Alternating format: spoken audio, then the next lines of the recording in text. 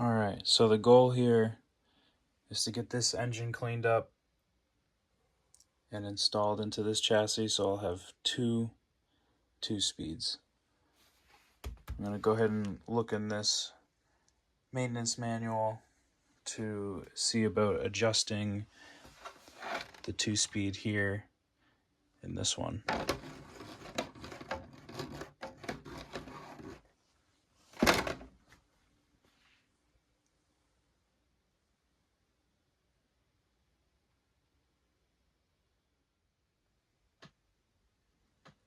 Alright, so we've cracked into this engine. Turns out to be pretty clean in there.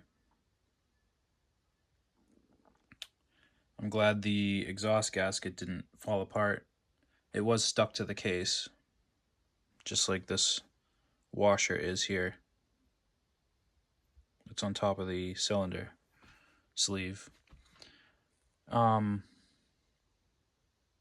yeah, this is pretty clean.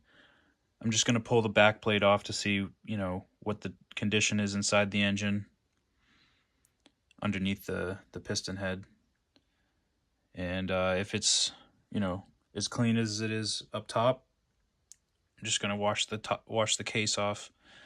I did find that a couple of the screws on the cooling head were loose, and I'm assuming that's what was causing the problem for the previous owner.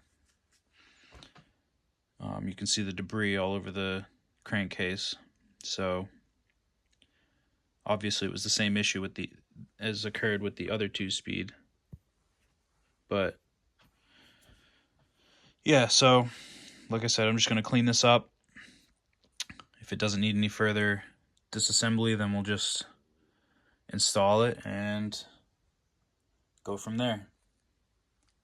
After that, we'll crack into these instructions and look at what 2-speed adjustments are necessary.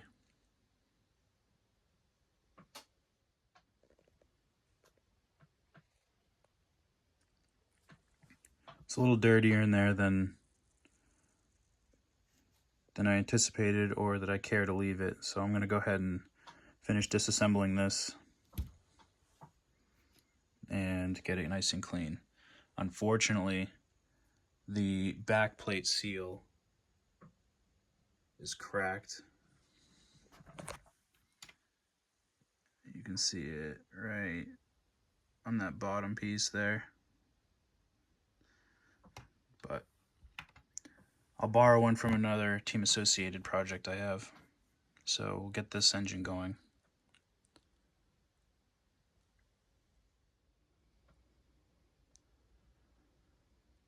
It was actually grimier than it looks. The shaft was really hard to remove, and so was the piston. But we got it all disassembled. Now it's time to properly clean and reassemble. I'll have to replace that back plate gasket.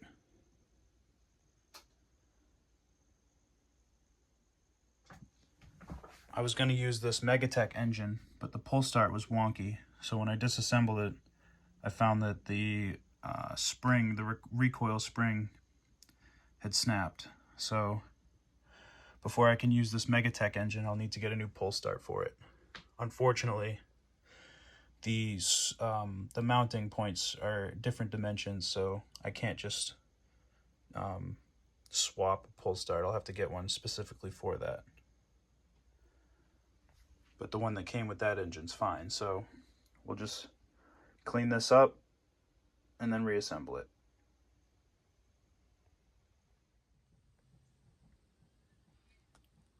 All right. All the engine components are clean. I went ahead and found the gaskets I'm going to use to replace this broken stock one. I find these on eBay. Most of my parts on eBay. Excuse me. So go ahead and get this engine back together and installed.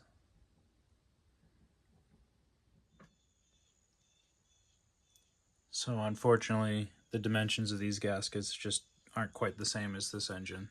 So I'm going to go ahead and use the stock cracked gasket and hope for the best.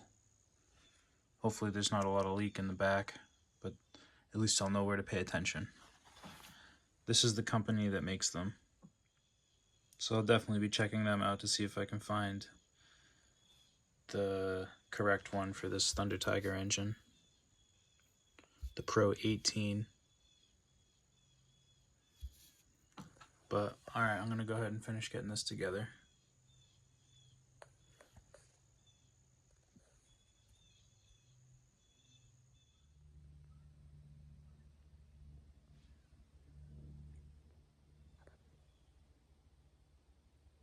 Alright, so the gear mesh is set nice. And everything's together. I just got to put a glow plug in it. And then, set up the electronics. But before I do that, I'm going to get into these instructions and see about the 2-speed.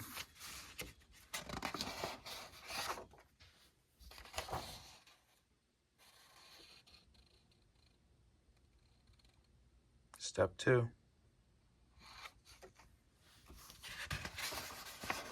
Page 3.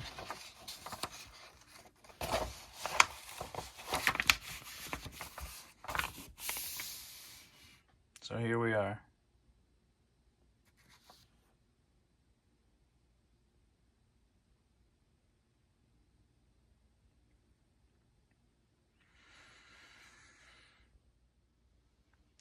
Here we are.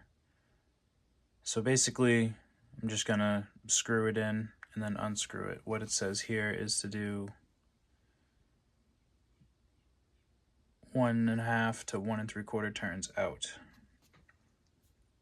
That's the factory setting. So that's what I'm gonna put it at. And I'll probably honestly just do it to both. Obviously starting with this one. So I have to figure out how to line the two things up. It'd probably be easier to go from underneath. I'll have to mess with that. But yeah, so that is what I need to do to adjust the 2-speed. Anytime you have, these old nitros, you always want to have the instructions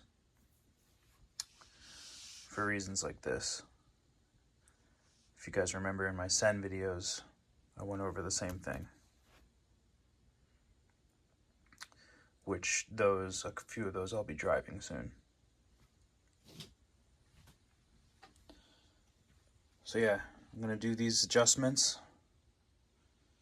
and then get these two out on the lot for testing.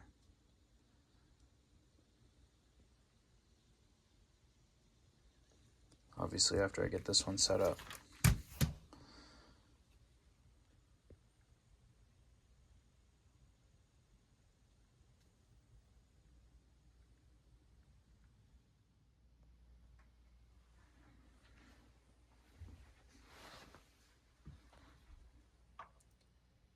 So went ahead and adjusted the shift point for the two of them. I went a little bit less than 1.5 turns out. It says to adjust according to whatever conditions. So based off of the performance last time, I thought that was necessary. So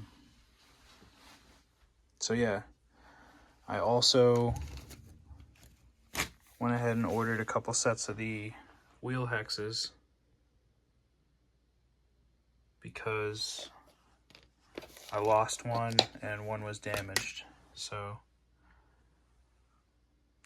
I'm glad that I've got these in abundance now.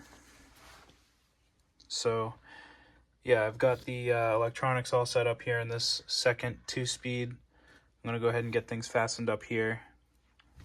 And I still gotta charge this battery. So I'm gonna do that, and then we'll get these out to the lot and see what the adjustment has done for us. I'll make sure to bring the proper hex wrench to be sure that if it needs further adjusting, I can do so out in the field.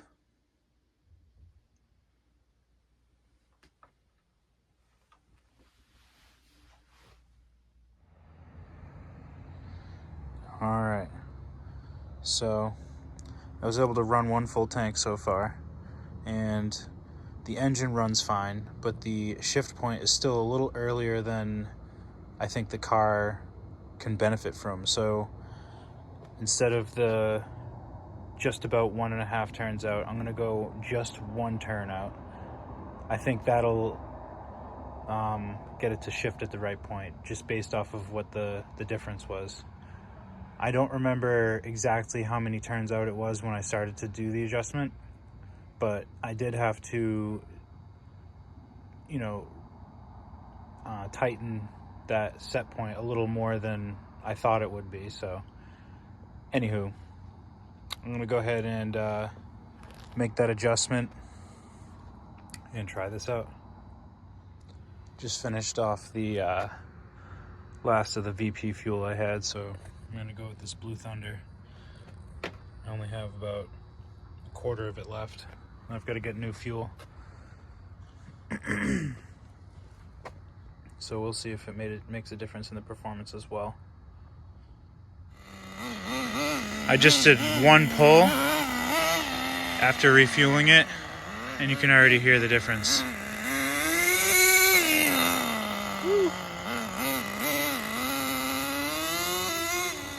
So 1 turn out.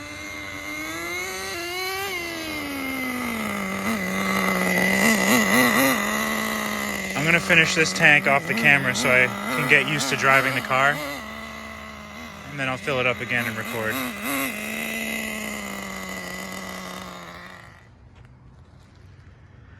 Well, unfortunately, an issue occurred.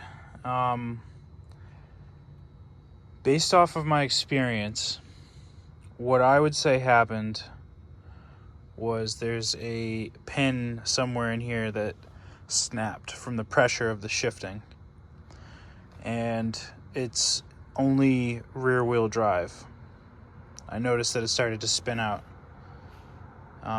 So like I said, based off of what I know from dealing with transmissions in the T-Max and other slashes and stuff like that, I've seen this occur before. So basically, that's what I think. So we'll have to get this one back to the lab and diagnose exactly what's going on with the transmission now after that shift point. But you did hear it, and it was shifting much better. So what I'm going to do is run the other 2-speed. I'm going to go ahead and set it at just over 1 turn out, and we'll see what happens.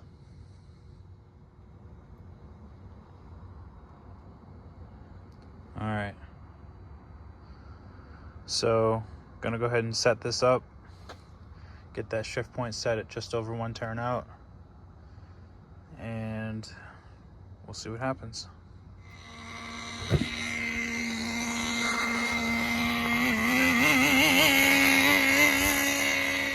So I just ran a full tank at just over 1 turn out, and decided to go with 1 turn out.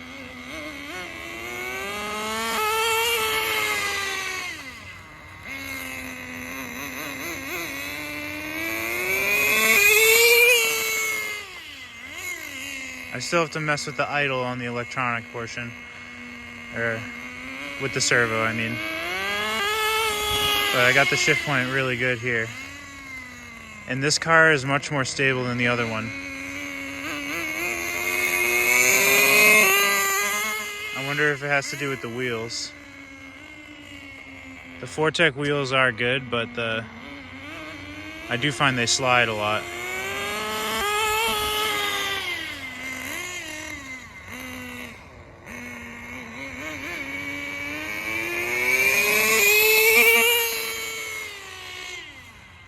I have to mess with the idle on that servo there.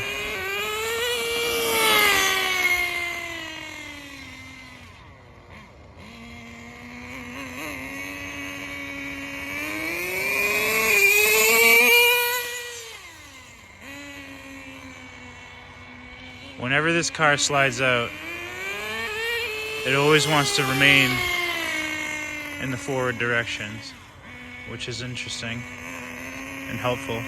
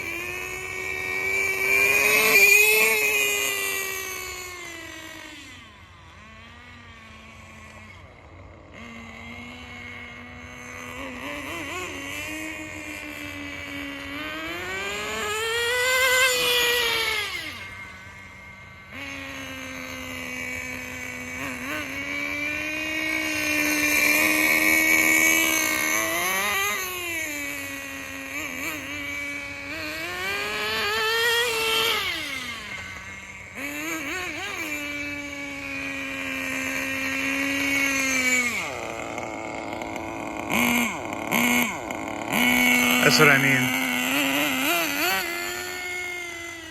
Obviously, that's on me to fix.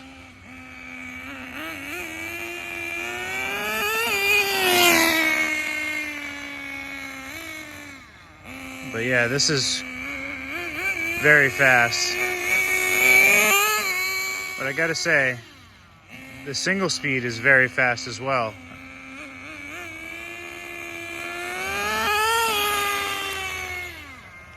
Well, anyways, now that we've found the shift point,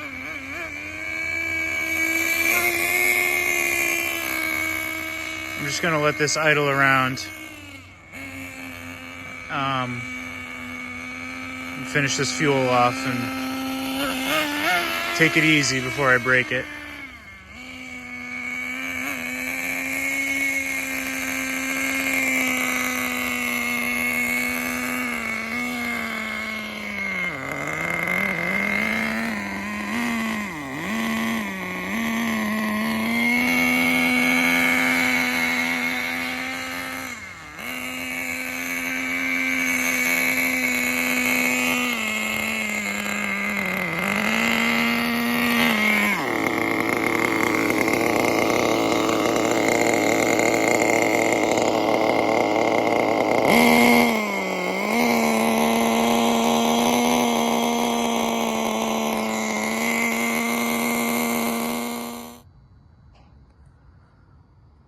So, as you can see, we found the shift point. It's one turn out for these. The engines are pretty strong, so, you know, anything more than one turn out is it's going to have it shifting a little too soon. You won't get the maximum benefit of the gearing. So, I just took it easy. I wasn't trying to crash. The whole point of this was just to get the shift point and make sure they run. Unfortunately, something happened here in the transmission. Like I said, I think it was a pin or something based off of my previous experience. But now that we've gotten them both tested and know that the shift point works, we'll get this one back to the house and open up the transmission and see what went wrong. Fortunately, I do have some donor parts, so that's why we always get more parts than we think we'll need, because you never know. Things like this happen. But yeah, I'm satisfied overall with, you know, this testing. So let's see what's going on in here.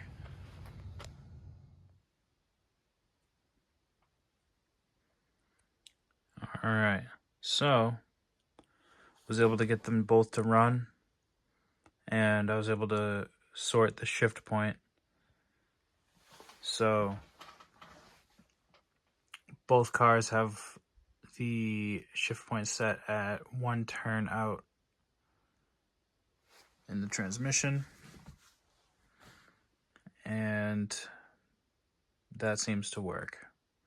Unfortunately, the first 2-speed had a transmission issue. Like I said, I think it has something to do with the pins. And I got this one to run well. I just need to sort the idle issue with the transmitter and the servo somehow. Just gotta mess with the settings a little more, tinker with that. But let's go ahead and see what went wrong here in this transmission. I do gotta say that it was pretty chilly out there. You know, my hands were cold, and there was some condensation on the transmission, the metal of the 2-speed, right here, right there. So it was definitely cold out. So that could have been why the break happened. I'm not sure, but we'll get into this and we'll see what's going on. All right, so I immediately figured out what was wrong. And it's not a pin, it's a set screw. And when I popped the cover off of this transmission case, if you will, I noticed that this grub screw was backed out more than I, looked appropriate. So you can see that obviously that's where the failure is, because the front isn't spinning. So I'm gonna go ahead and pull this 2-speed out, inspect it in my hand, make sure that the drive cups are on it correctly, and then this one should be good to go, ready for testing. I'll take these out for one quick test before I move on to the next project. All right, so the issue of the loose grub screw is resolved in that transmission. So I'm going to take both of these out for one more test before I move on to the next project.